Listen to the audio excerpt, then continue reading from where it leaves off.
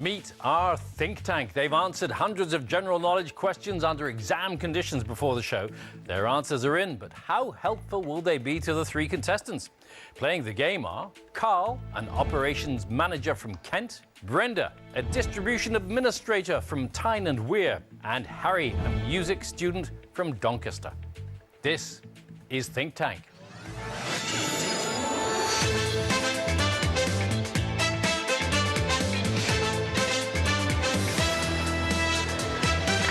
Welcome to the show. Welcome as ever to our think tank, which contains the likes of Dr. Abby, chemistry teacher Armanel, and retired holiday rep Ken. Ahead of filming, we put this fine cross-section of Britain in exam conditions, presented them with hundreds of questions and gave them one simple mission: to provide as many correct answers as possible to assist our contestants. Mission impossible? You might think so. Let's find out. Welcome to all three of you. Carl, you're an operations manager. What sort of operations are you managing? I make sure that everything works and ticks according to what the business requires. Things running on time, because timing is important to you in your spare time, isn't it? What do you do? I'm a dance instructor. Are you? Yeah. So I teach ballroom, Latin American, and salsa. I could have used you a few years ago. What's your favourite dance?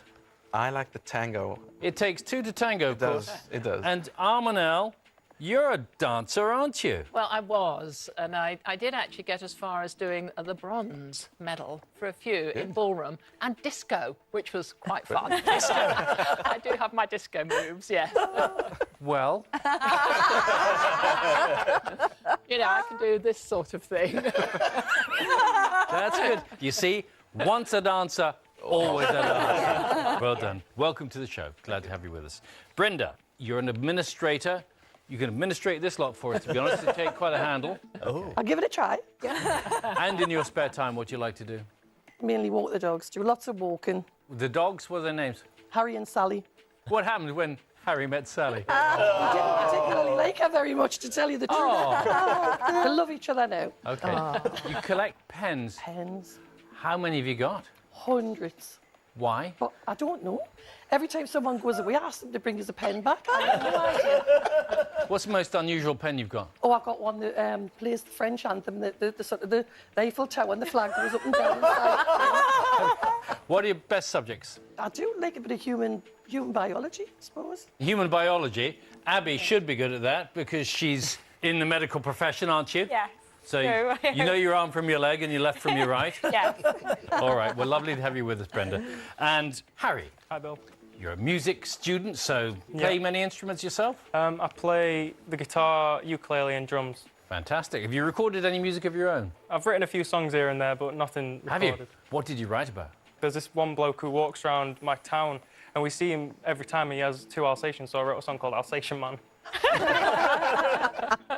OK. What will you need help on? Art and literature, I'm not very good at that sort of. Max has read a book or two in his time, haven't you, Max? I hope so, yes. As a former literature student, I definitely had to read at least one book. I think it was Very Hungry Caterpillar that I could. OK. So you're going to be in safe hands. Yeah. Well, we have. Welcome to all three of you. Thank you. So, over 3 rounds, our contestants will try to tap into the knowledge of the think tank to build up as much money as possible. Don't forget, the think tank have tried to answer all the questions to the best of their ability, whether right or wrong.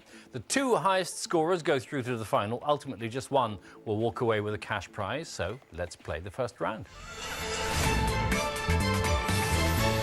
So in this round, I'm going to ask you a question, and then every member of the think tank will reveal the answer they gave before the show. The correct answer is always there somewhere. Any number of mistakes, though, will be in the mix as well. Pick out the right answer. £200 is added to your prize fund. 2 questions each. Carl, you're up first. So here's a question we asked the think tank. Which Asian animal's name translates into English as large cat bear? You don't have to answer just yet. Let's see what the think tank thought about this, starting with Armanel. Panda. Lion. Tiger. Bagheera. Tiger. Panda. Panda. Tiger. 3 pandas, 3 tigers, a lion and a Bagheera. What do you think? I'm drawn towards one of them, and I'm going to go with panda. Going to go with panda as the Asian animal whose name translates into English as large cat bear. Let's see if you are right. You are indeed. Panda's the answer. Well done. Abby, Bagheera, that's nice. I watched a Jungle Book recently, and my nickname's Mowgli because I normally have like a big blunt fringe. So I love the Jungle Book, so that's why I went with Bagheera. There you go. Carl, £200 for you to your prize fund. Well done. And we come to Brenda. You've seen how it works, so let's see your question. Who played the arms dealer Richard Roper in the TV drama The Night Manager? Let's see what the think tank thought about this one. Armanel? Mark Rylance. Tom Hickman. James Faulkner. Ben Kingsley. Hugh Laurie. Hugh Laurie. James O'Flynn. Tom Hiddleston. Well, that's a fair range, isn't it, Brenda? Quite a varied response there. I know there's 2 Hugh Lauries. I always see you look really clever. Who looks really clever? Max looks really clever, sounds really clever. But I think I'm going to go with Lucy, Tom Hiddleston. You're going to go Tom Hiddleston as the arms dealer Richard Roper in the TV drama The Night Manager. Watch it with Hugh Laurie. Here we go. Hugh Laurie Hugh Laurie. was... I said you were clever, didn't I? Should have gone with Max. I was just copying Diane. Tom Hiddleston was also in The Night Manager, of course, but in the title role. Well, Brenda, no money for you there. Plenty of other chances, though. And Harry, we come to you. Let's see your question. Which city hosted its very first Formula One race in June 2016? Want to have a look at what the think tank thought? Here we go. Dubai. Dubai. Bahrain. Monaco. Madrid. Baku. Beijing. Moscow. So a fair geographic spread there as well. Harry, Formula One, your topic at all? Not really, no. But I know a few of the places have had it. I'm torn between Max's and Cleves, and it's just something that's in the back of my head that I think it's Cleve and Bahrain, I think. Going to go Cleve and Bahrain as the city which hosted its very first Formula One race in June 2016. Let's see if you're right. It's Baku. Oh. You should have gone with Max. Tell you he was clever, didn't I? Well, Baku in Azerbaijan had its first Grand Prix in 2016 and was won by Nico Rosberg. Harry, no money for you there, but still other chances to come. And we come back to Carl and your second question. The Fu Manchu, the Dali and the toothbrush are all types of what? Let's see what the think tank had to say about this one. Moustache. Bird. Dance. Tea. Karate kicks. Moustache. Building. Fish. Well, you couldn't get a much more varied spread than that. Duke. Yeah, that has thrown a curveball. I'm drawn to one. Just reading the names, I'm going to go with moustache. Going to go with moustache. Well, he got 2 votes, which is more than anything else did, didn't it? So the Fu Manchu, the Dalian toothbrush are all types of, you say, moustache. Let's see if you're along the right lines there. Moustache it is. Well done indeed. You see, you sided with Max, and third time running, you got it right. Well, I would say I have experience in this, but not for lack of trying, I'm sure. Well done, Carl. That's £200 to your prize fund. Brenda, your second question coming up. What vegetable is the chief ingredient of the Indian dish chana masala? A varied recipe possibly for this question from the think tank. Armanel. Peas. Eggplant. Pumpkin. Chickpeas. Potato. Potato. Peas. Cauliflower. Feral vegetarian stew we've got there, haven't we, Brenda? Yeah. My son loves absolutely Indian food. Goes out all the time. I could do with him here now. What I first thought was peas, but I don't know whether it's chickpeas or peas. I'm going to say peas. So you're saying peas are the vegetable, which are the chief ingredient of the Indian dish chana masala. Let's see if you cooked up the right answer. Chickpeas it was. Chickpeas. Close, but not quite close enough. Abby, Yeah. do you like cooking? Yes. Absolutely love cooking, actually. So have you cooked chana masala? Yeah, I make chickpeas. My mother makes the best paneer and chicken curry ever. So every time I make my own curries, I never think they're quite right, and she's always just like, just add salt, and then actually it gets a bit better. Well, tell you what, we're all round to yours tonight. Just to test it. Definitely. Peter, you're a pizza waiter, of course. So does that mean you're good at cooking? Sometimes, but I do eat a lot of pizza. So better eating than cooking it. Yes. And Brenda, sorry, nothing for you there. Harry, we'll move on to your second question. In 1963, who became the first British person to be declared an honorary citizen of the United States? Let's see what the think tank had to say about this one. Armanel? The Queen. Winston Churchill. Quentin Crisp. Margaret Thatcher. The Queen. Winston Churchill. Margaret Thatcher. The Queen. Well, a distinguished cast there for you to choose from, Harry. I think 63 was before Margaret Thatcher's time. It could be the Queen, but I would think that she wouldn't need a honorary citizenship. I just have a feeling it's Winston Churchill, so I'm going to go with Max and Peter with Winston Churchill, I think. OK, you're saying that Winston Churchill became the first British person in 1963 to be declared an honorary citizen of the United States. Let's see if you've chosen the right one. You have indeed. Winston Churchill it is. Well done. Very well deduced, the honorary citizenship given to him by President John F. Kennedy. So well done, £200 to you. So at the end of the first round, let's take a look at the prize funds. Currently, Brenda has yet to get off the mark. Harry is on £200 in the lead at the moment, though. Carl with £400. Well done. That could all change in our next round, though. Every member of the think tank is holding 2 questions, which they answered correctly before the show. Now, you're going to take it in turns to pick someone in the think tank whose knowledge you think you can match. And for every correct answer, another £200 will be added to your prize fund.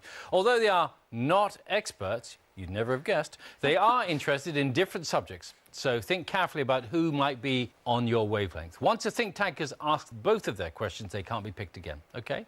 Carl, you get to go first. You've got all 8 to choose from. So whose knowledge do you think you can match? I think I'm going to go with Lucy. I haven't heard too much of her talking today. So. Well, that might be an advantageous decision there, because I am also a dance teacher, which is how I knew the answer to this question. So hopefully this might help you a little bit. Sylvie Guillem, who was born in Paris in 1965, first became famous for her performance in which style of dance? Thinking through different styles of dance, I'm trying to eliminate a few of them immediately in my head, so it won't be hip-hop. I'm going to go with ballet. Carl thinks Sylvie Guillem is a ballet dancer. Is he right? He's absolutely right. Well done. Well done, indeed.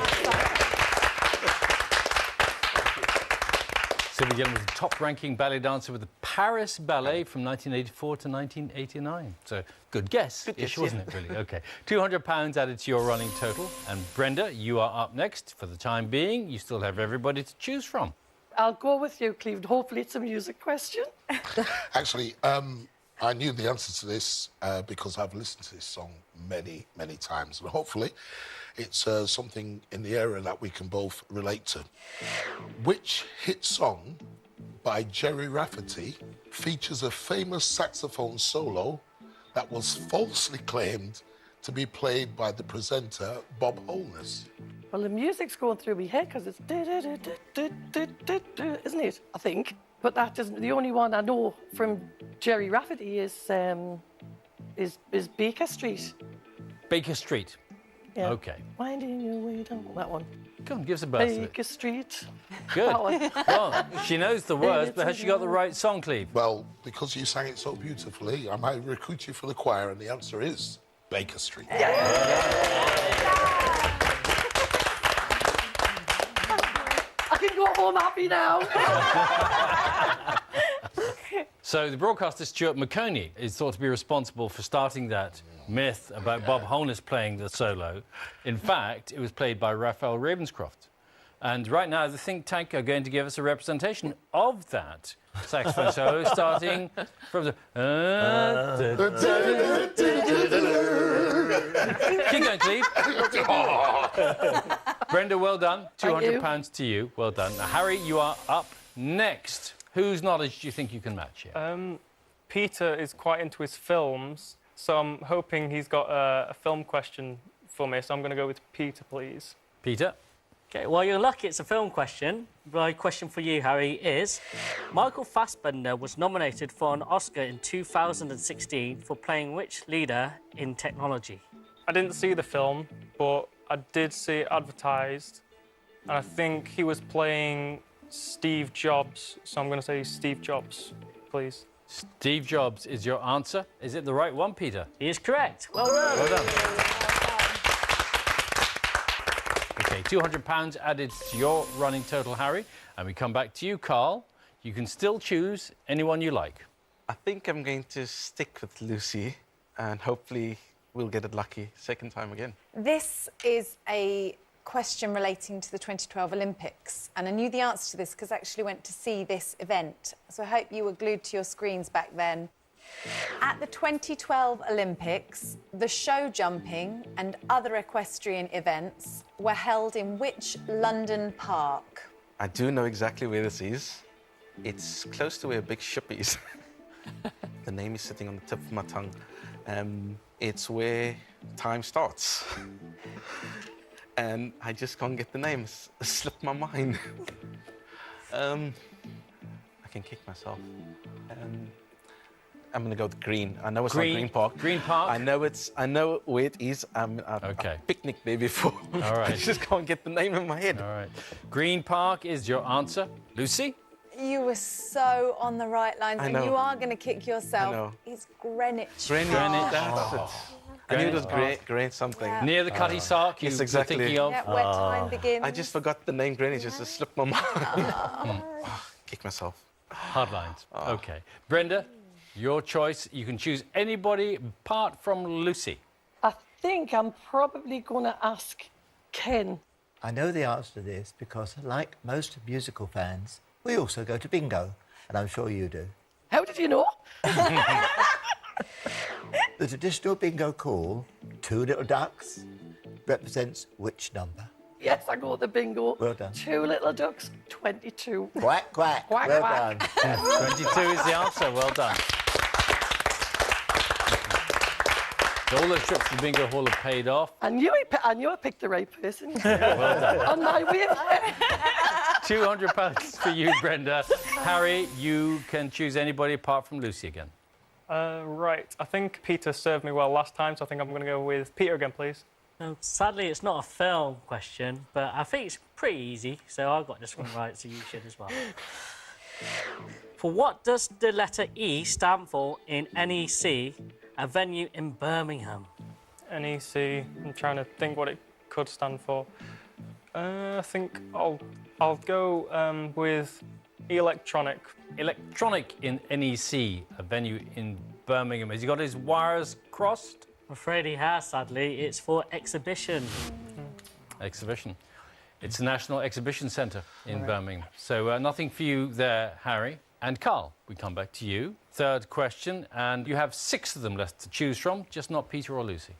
I like the chickpeas answer. I'm going to go with Abby. Oh, Abby. OK, sweet. So, good luck. I know this mainly just because it's in my field of medicine.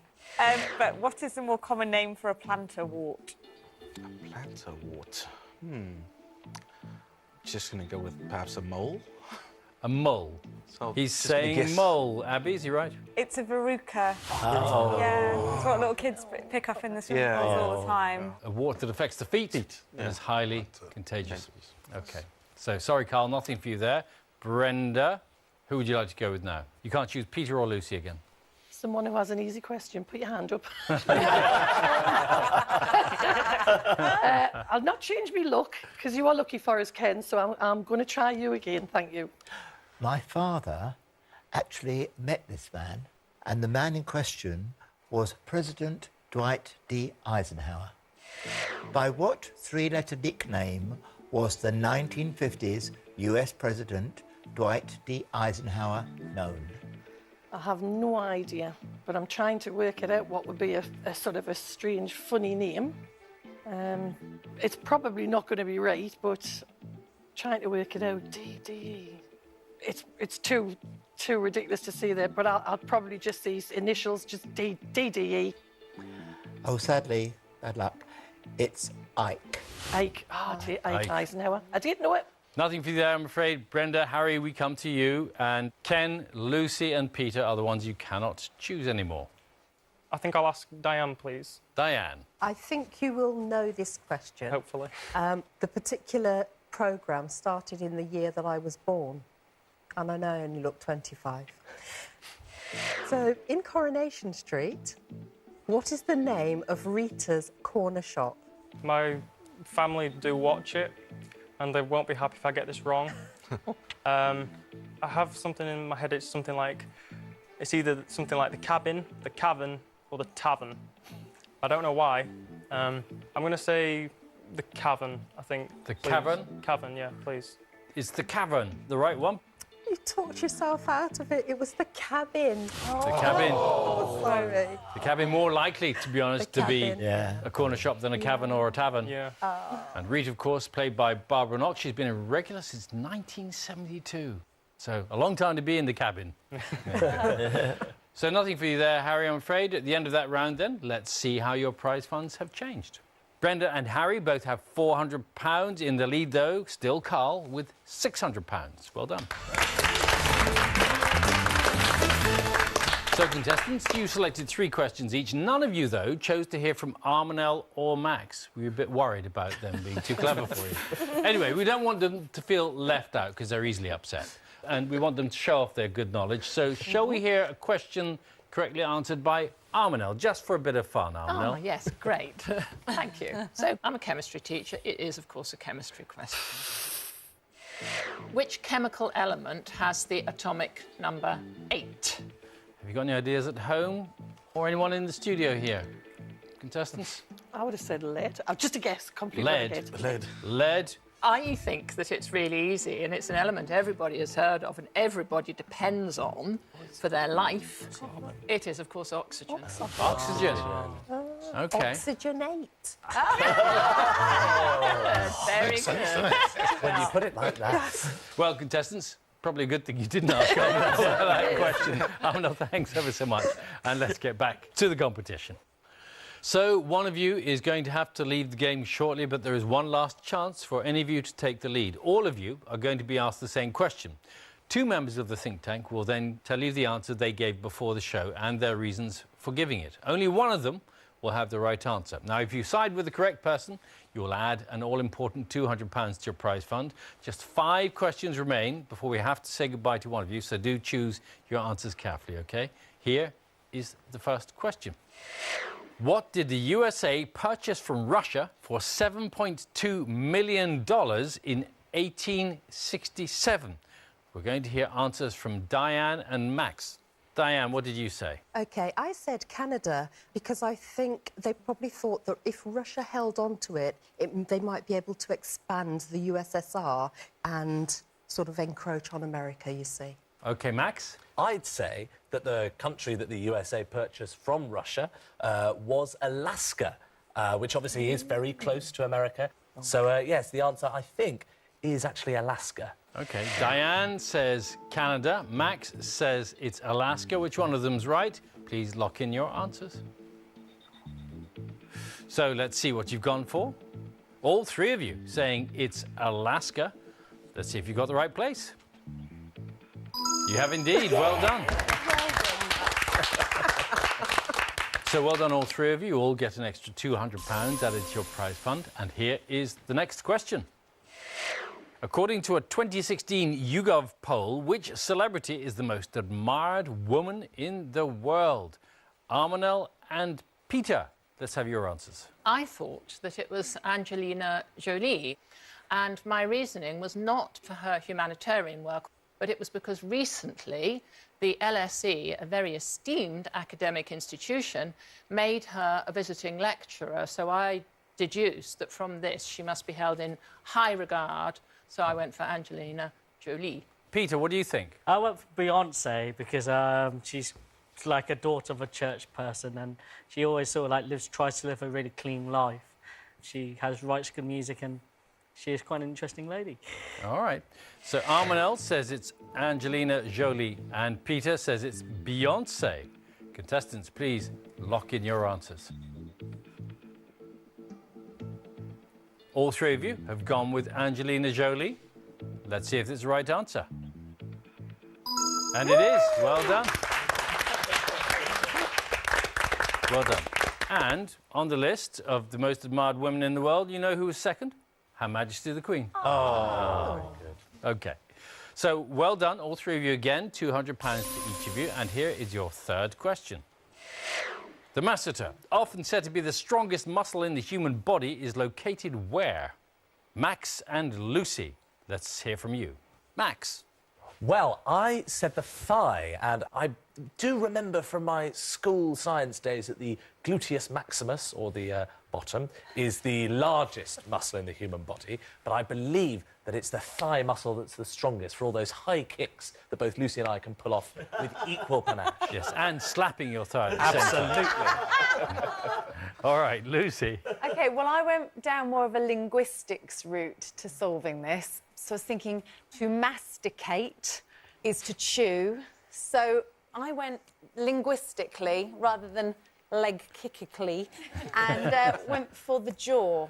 Lucy says it's the jaw. Max says the masseter is located in the thigh. Where do you think it is, contestants? Please lock in your answers.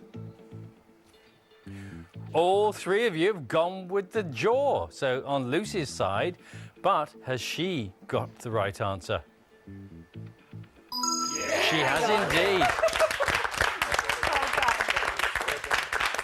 Linguistically correct, physically correct. It's one of the main muscles involved in chewing. Abby, I bet you were just itching to answer that question with your medical background. Yeah. Exactly. Good. Who'd have thought it? Because it can't be that big a muscle, can it? No, but, you know, your jaw is powerful. Yeah, all the talking we do. I know, right? And some must have stronger jaw muscles than others. OK.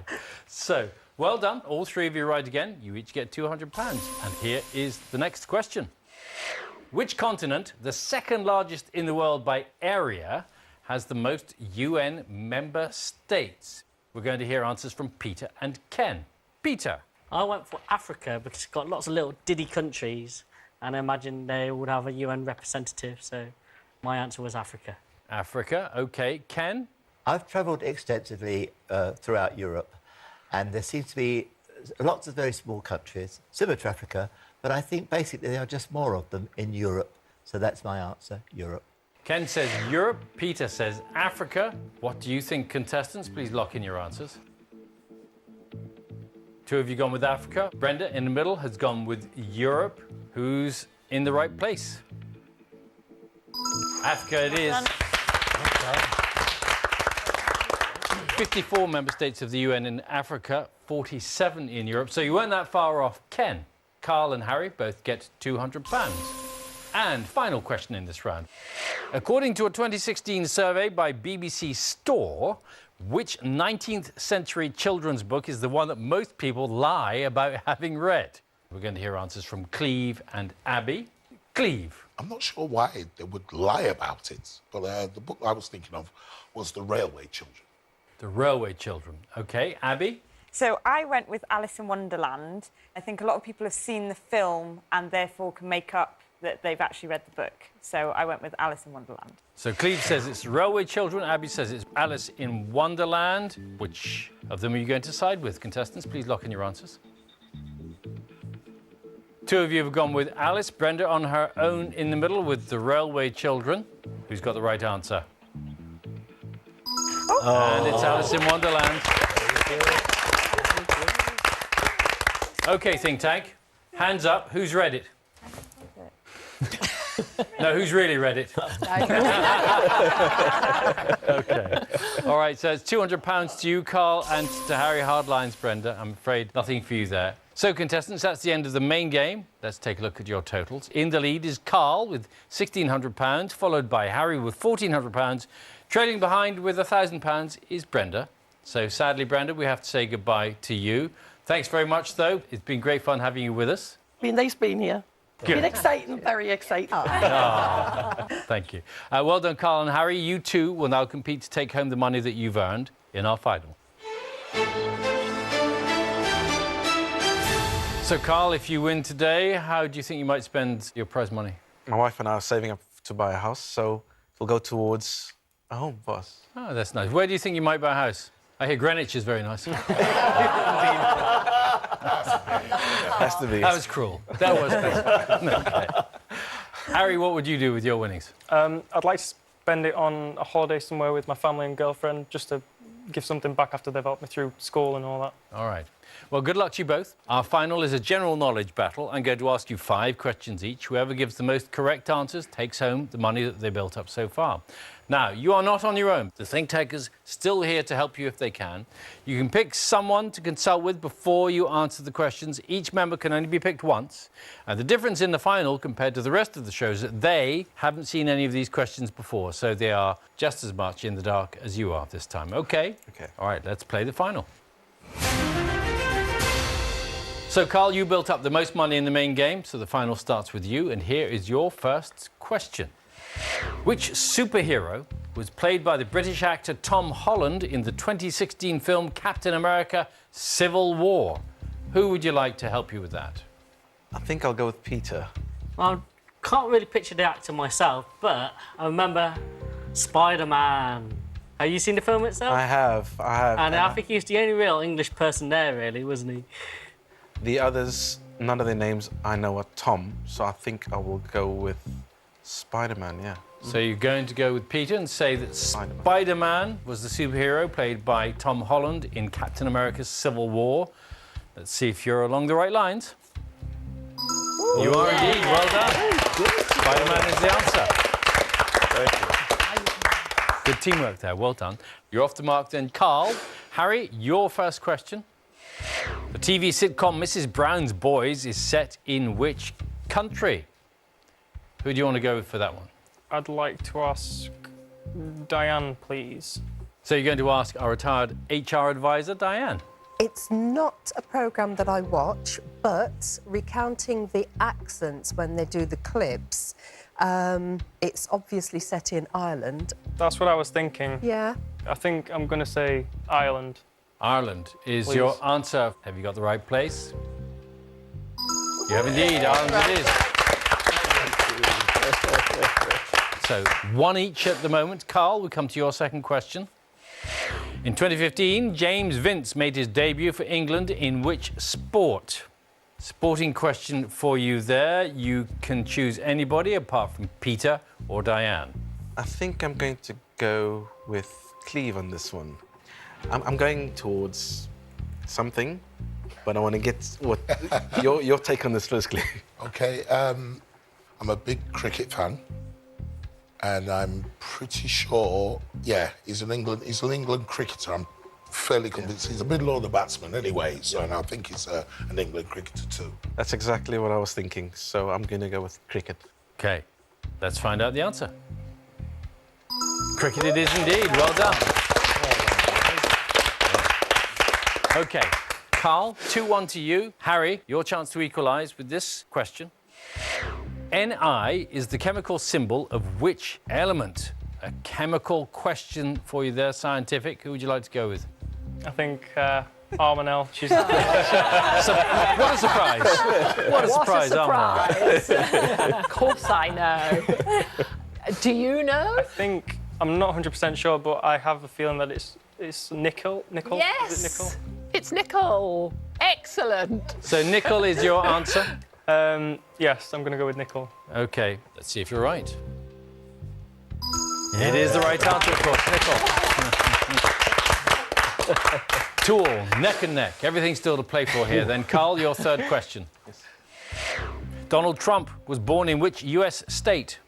Now then, you can choose Lucy, Abby, Ken, or Max.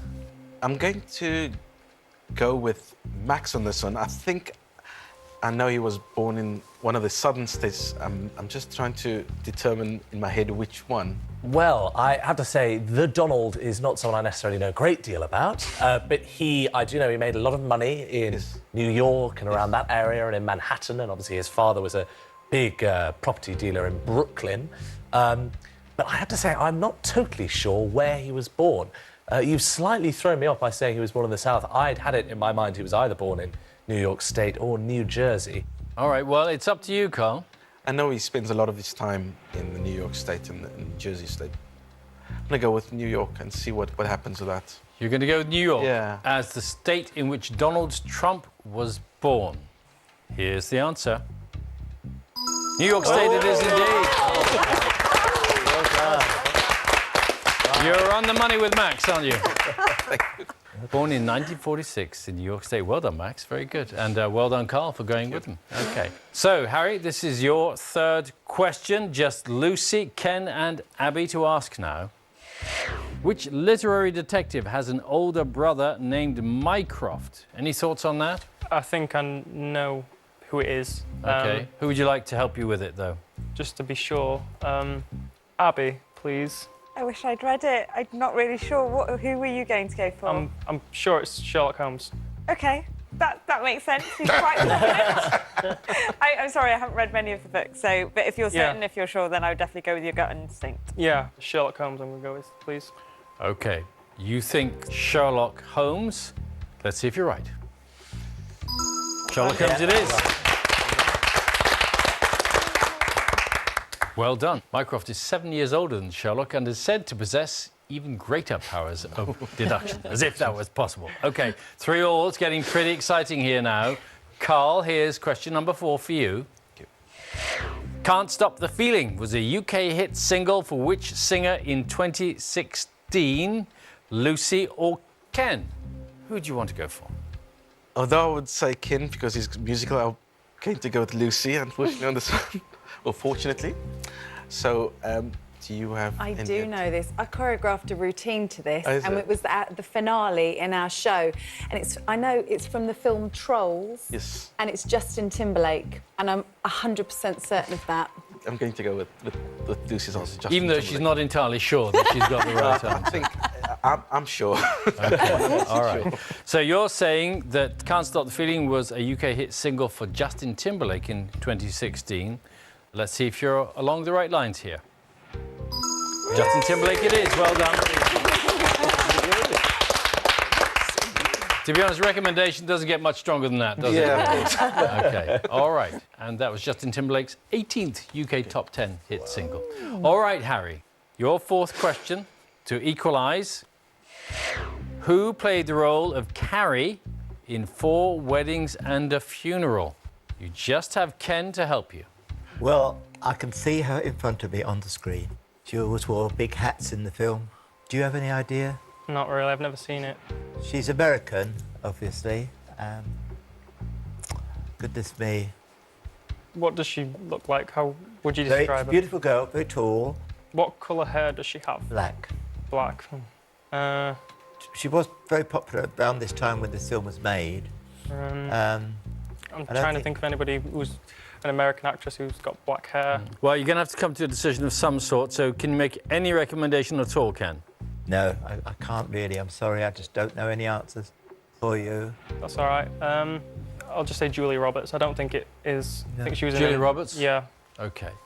So, have you got the right answer? No. It's Andy McDowell, I'm afraid.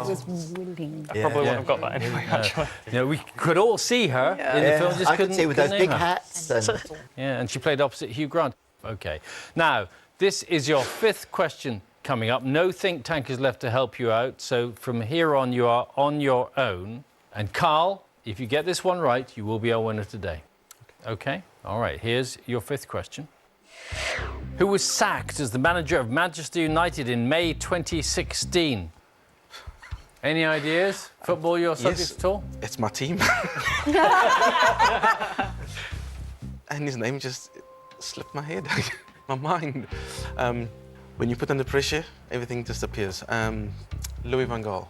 Louis van Gaal. Yes. So, Carl, if you're right, you'll be today's winner and take home £1,600 and possibly more. Let's see if you're right.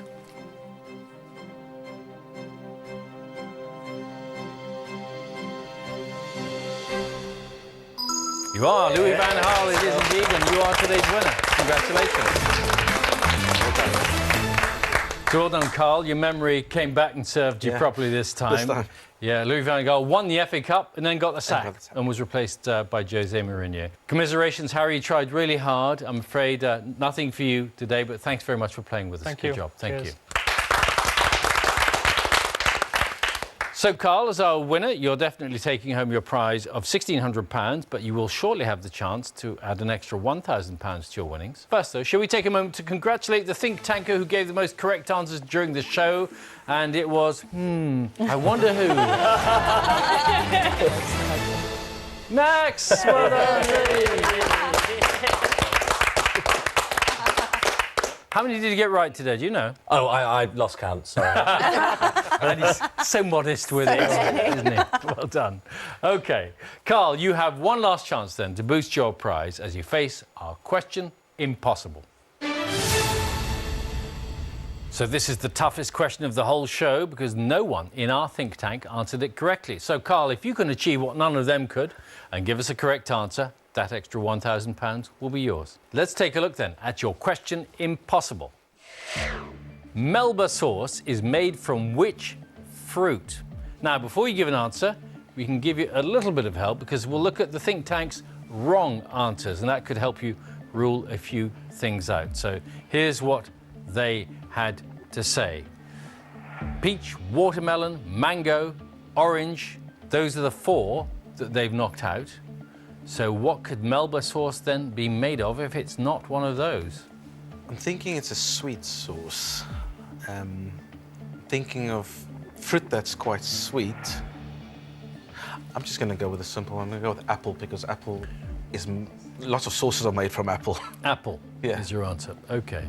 So, Melba sauce is made from which fruit? You're saying apple. This for an extra £1,000, Carl. Yeah.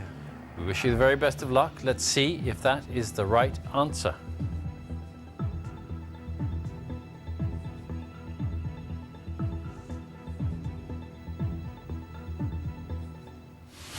It's raspberries, I'm afraid. So that wasn't it, Carl. You didn't conquer the question impossible. Still leaving, though, with £1,600, which is a very respectable total, to be honest. So Thank you very much. Hope you feel good about that. I will, and I do. Thank you very much. All right, well, thanks very much for playing so well. Thank you. Thanks for watching. Do join us next time. 3 more contestants, then we'll see whether they can bank on the think tank. Until then, it's goodbye from them. Bye. And it's goodbye from me. Bye-bye.